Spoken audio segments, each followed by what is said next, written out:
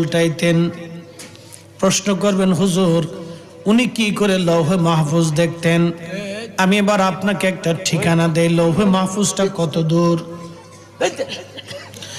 আমরা যে পৃথিবীর মধ্যে বাস করি, এই পৃথিবীর নিচে আরো সাতটা জমিন আল্লাহ বানাইছেন। এই পৃথিবীর নিচে, এই জমিনের নিচে আরো 6টা জমিন আছে। আমাদের এই জমিন দিয়ে আরো 7টা জমিন আল্লাহ তাআলা তৈরি করলেন। আমাদের মাথার উপরে যে আসমান, এই আসমানের উপরে আরো 6টা আসমান দিয়ে আল্লাহ 7টা আসমান বানাইলেন। খুব মনোযোগ দিয়েন। জমিন থেকে আসমানের দূরত্ব কত দূর আপনাকে ছোট্ট বিজ্ঞান থেকে আমি বুঝাই। এই আসমানের পরে আরো বড় দ্বিতীয় আসমান, দ্বিতীয় আসমান থেকে তৃতীয় আসমান, চতুর্থ, পঞ্চম, ষষ্ঠ, সপ্তম, সিদরাতুল মুনতাহা পার হওয়ার পরে হলো লৌহে মাহফুজ।